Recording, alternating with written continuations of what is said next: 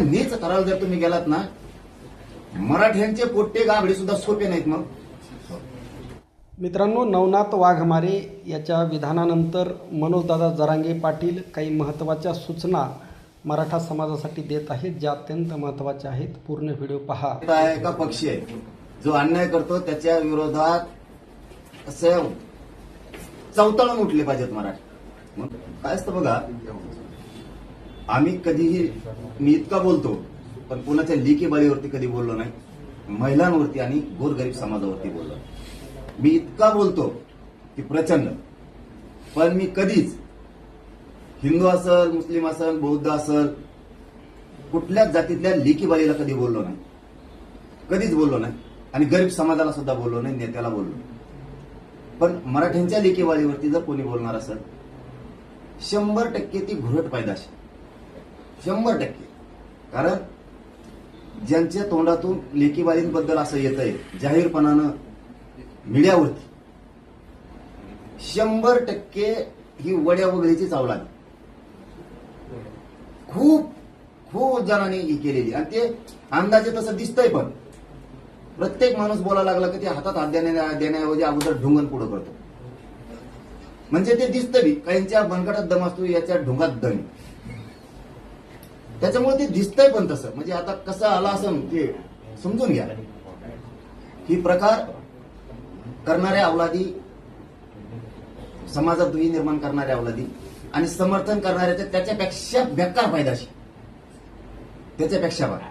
आम्ही नाही कोणाच्या लेकीबद्दल बोललो. आम्ही म्हणलो का दाखवायच्या का दुसऱ्या बाजू बी? मग दाखवायची का? दाखवायची का दुसरी बाजू? तुम्ही जर आमच्या गरीब मराठ्यांच्या, श्रीमंत मराठ्याच्या लेकीबाळींबद्दल असं बोलत असला, तुमचं दाखवायचं का? लय वासुदेव होईल बरं. मग इतक्या तुम्ही आता लय वाईट थराला गेला, आम्हाला त्याच्यापेक्षाही वाईट थराला जाता येत. सुरुवात तुम्ही केली ना, आता मराठी सुद्धा त्याच भाषेत तुम्हाला बोला. पाटील, अशी भाषा समर्थनीय नाही ना, कोणाचीही असलं तरी. आंदोलकांची भाषा असते. आता काही लोक त्याच्यात म्हणतात की पाटलांची भाषा अनेकदा घसरतो. दाखविता का एखादी? गीतात ना मुख्यमंत्र्यांच्या बद्दल, त्यांच्या घरच्याबद्दल बोलल्या. आणि ती भाषा आहे. आज पळून गेली म्हणतो का? आई पळून गेली म्हणलो काय? असं काही जोडू नका कोणीकडचे कोणीकडे. भाषा डायरेक्ट म्हणणं, आमची पळून याच्या घरात घुसली, त्याच्या घरात घुसली. मी घुसली म्हणलो का?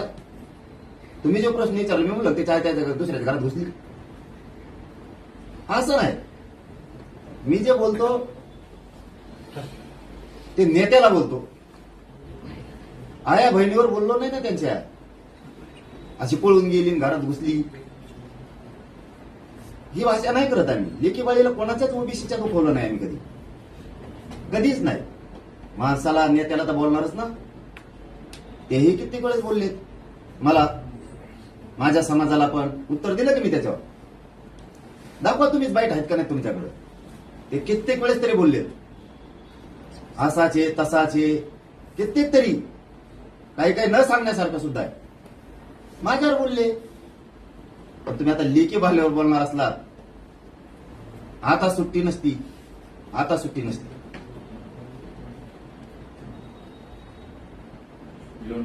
पाटील, काल जी बैठक झाली तुमच्या अभ्यासकांची, बरेच चर्चा झाली, दावे झाले. काय ठरलंय? फायनली काही वर्कआउट झालंय का ते? माझं कर्तव्य जे होतं समाजापुढं ते मी पूर्ण केलं, 100% पूर्ण केलं. राज्यातल्या सगळ्या अभ्यासकांना 16 ऑगस्टला म्हणजे मी काल बोलवलं.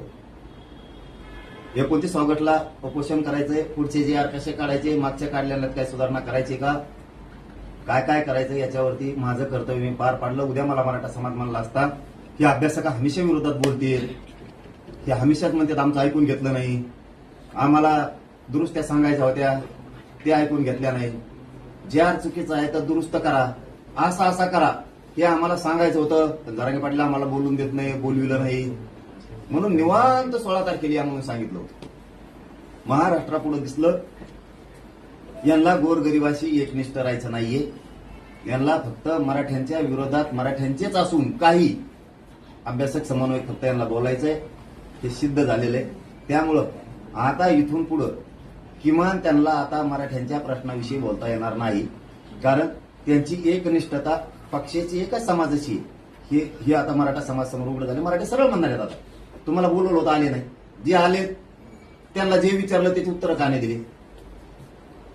आणि मग तिकडे मीडियात बोलायचं. आणि इथं समोरासमोर किती चान्स होता. समोरासमोर मीडियाच्या समोर मी जर चुकीचा आहे तर मला उघडं पाडायचं मीडिया पुढंच. आमच्यापासून लांब जायचं 150 किलोमीटरवर मग बोलायचं. त्यापेक्षा इथं मीडिया, इथंच लोक पण आहेत. मी जर दोषी आहे तर मला मीडिया समोर उघडं पाडायचं. पाटील, आतापर्यंत तुम्ही अनेक उपोषण केले, त्यामध्ये तुमच्या मागण्या काही मान्य झालेल्या आहेत, काही बाकी आहेत. पुढे कुठल्या मागण्यांना घेऊन कुठली प्रमुख मागणी असेल जी घेऊन तुम्ही 29 तारखेपासून उपोषण करणार? बरोबर. 58 लाख नोंदी ज्या मिळाल्या त्या 58 लाख नोंदीचे मला प्रमाणपत्र पाहिजे. आणि 58 लाख नोंदीचा डाटा मी 1 वर्षापासून मागतोय. सरकारला त्या नोंदी कमी करायच्या जाणून बुजून 58 लाखाच्या. त्यांना 58 लाख प्रमाणपत्र मराठ्याला द्यायचे नाहीत. नोंदी कमी करायच्या म्हणायचे फक्त एवढ्या सापडल्या. ते मी होऊ देणार नाही. वेळ आली तर मराठ्या सरकार पाडीना. जर 58 लाख नोंदीतले एक बी नोंदी कमी केल्या मी हे खूप तळतळीने सांगतो. एकतर बावनकुळेने इतका तळतळाट घेतला मराठ्यांचा शिरसाट्याने, त्यांनी गोरगरिबाचं वाटोळ करून त्याच्यात ते हुमरे बी याचिका करायला लावितो, कुठं नाटकं करायला लावितो, कुठं ते म्हणजे अनेक प्रकार करून घेतोय. आता यायला लागले फोटो होते त्याची बी. कसं कसं करून घेतोय, कसा कसा घरी जातो, कसं कसं सांगतो ते बी यायला लागले त्याचं आता बाहेर. झालं एकदा होईल, पुढं पुढं जाणार आहेस. म्हणून मला 58 लाख नोंदीचे कुणबी प्रमाणपत्र पाहिजेत. हे सरकारनं पहिल्यांदा समजून घ्या. आणखीनही दुरावा दुही निर्माण होऊ देऊ नका. ज्यांनी ज्यांनी कुणबी प्रमाणपत्र घेतले त्यांच्या व्हॅलिट्या पाहिजेत. तुमच्या अधिकाऱ्यांनी रोखून धरल्या. हा माझ्या अचानक एक आता ध्यानात आलं. या 4-3 दिवसात विखेंनी नवीनच काहीतरी सुरू केलं. ज्या व्हॅलिट्या झाल्यात ना त्या पुन्हा तपासणीला घेतल्या. जणू नुसत्या मराठ्याच्याच घेतल्यात का सगळ्याच्याच घेतल्यात. विखे नीट वागा बरं का तुम्ही मराठ्या संघ. ज्यांच्या ज्यांच्या व्हॅलिट्या आतापर्यंत झाल्या, ज्यांच्या व्हॅलिट्या पुन्हा सुनावणीला लावल्या तुम्ही, फक्त मराठ्याच्याच लावल्यात का सगळ्यांच्या लावल्यात? एसटी एसटी ओबीसीच्या. जरा उद्रेक होईल असं वागू नका बरं का फडणवीस साहेब. तुमचे मंत्री माजुल्यासारखे करायले.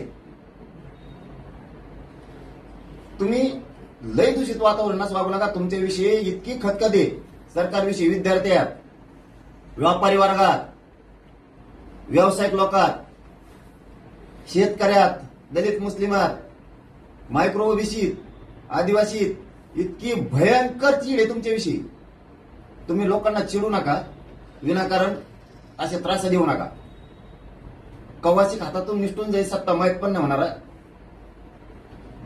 मला 58 लाख नोंदीचे प्रमाणपत्र व्हॅलिट्या पाहिजे. हैदराबाद गॅझेटियरचा JR काढला त्याप्रमाणे प्रमाणपत्र आणि ते व्हॅलिट्या कशा देणार, दाखल केलेल्या त्या व्हॅलिट्या पाहिजे. विखे पाटलांना 3 महिन्यापूर्वी सांगितलं होतं. जालन्याला 6 व्हॅलिट्या दाखल केलेल्या आहेत. ते गावडे का गावंडे कुणीतरी त्यांच्याकडे का दिल्या नाहीत आतापर्यंत. त्या पोरांनी इंजिनिअरिंगला ऍडमिशन घेतलेलं आहे. मला सातारा संस्थान, कोल्हापूर संस्थान, औंध आणि पुणे बॉम्बे गव्हर्नमेंट गॅझेटियरचा JRच पाहिजे. एक सुद्धा मी गॅझेटियर मागं ठेवणार नाही. सरसकट सगळ्या केसेस मागं घेऊ म्हणले केसेस मागं पाहिजे. एसीबीसी, ESBC आणि EWच्या निवड झालेल्या सगळ्या पोरांना नियुक्त्या पाहिजे. पुन्हा म्हणू नका हे उद्या परदिशी 29 ऑगस्टच्या नंतर मी एक शब्दही ऐकणार नाही. बलिदान गेलेल्या कुटुंबातल्या महावितरणसह MIDC आणि ST महामंडळ याच्यातल्या नोकऱ्या राहिलेल्या निधी ताबडतोब द्या. अण्णासाहेब पाटील विकास महामंडळातला एकही परतावा 29 ऑगस्ट पर्यंत थांबला नाही पाहिजे. 28 ऑगस्ट पर्यंत एक पण. सगळे परतावे द्यायचे. 28 ऑगस्टच्या आत सारथीच्या जेवढ्या योजना बंद पडल्या त्या सगळ्या सुरू करायच्या. सारथीला जेवढा निधी कमी पडतोय तो सगळा द्यायचा. पंजाबराव देशमुखांच्या शिष्यवृत्ती योजनेच्या अंतर्गत ज्या ज्या पोरांच्या शिष्यवृत्त्या थांबल्यात त्या सगळ्या द्यायच्या. 28 ऑगस्टच्या आत परत पुन्हा मी ऐकून घेणार नाही. तुम्ही चुकीचे धोरण राबवाला तर मराठ्याला येड्यात काढायला. तुम्ही GR काढला मराठ्यांना ओबीसीच्या सोयी सवलतीचा आणि सुविधाचा, लागू का नाही केला? तो 28 ऑगस्टच्या आत लागू होऊन ज्या ज्या मराठ्यांच्या पोरांकडून शाळांनी कॉलेजांनी 100% फीस घेतली त्यांची फीस वापस करा, त्यांना सोयी सुविधा द्या. मागण्या तुमच्याकडे सगळ्या दिलेल्या, तुमच्याकडे प्रत्येक वेळेस त्या लेखी आहेत. त्या मागणीतली एक सुद्धा मागणी शिल्लक नाही राहिली पाहिजे. मग ते एमपीसीच्या पोरांचा सुद्धा तुम्ही मला शब्द दिलेला आहे, त्यांना पुण्याच्या आंदोलनात की त्यांची वयमर्यादा वाढून देणार. सगळ्या जाती धर्माच्या गोरगरिबांच्या लेकराचा वाटोळा करता कामा नाही तुम्ही. मी मागण्या पूर्ण दिलेल्या, जेवढ्या व्हॅलिड्या थांबवल्यात त्या पुऱ्या द्यायच्या आता. हैदराबाद गॅजेटियरनुसार जे अर्ज आले त्यानुसार प्रमाणपत्र द्यायचे. आणि विशेष 28 ऑगस्टच्या आत हे 4 प्रमाणपत्र जे रद्द केले तर तुम्ही ते मला रद्द केलेले वैध पाहिजेत. कारण त्यांच्या व्हॅलिड्या झालेल्या आहेत तरी तुम्ही रद्द राजकीय दबावपोटी केलेल्या आहेत. शिंदेनी सांगितलं त्या शिरसाटला आणि त्या शिरसाटीने केलं. तुम्ही लोक गरम करू नका, तुम्हाला गोडीच सांगतो. आणि फडणवीसच्या सांगणं त्या बावनकुळ्यांनी केलंय. व्हॅलिडिटी झालेला असून प्रमाणपत्र रद्द कस काय? बघा, एक तिथलं गौरचं प्रकरण आहे.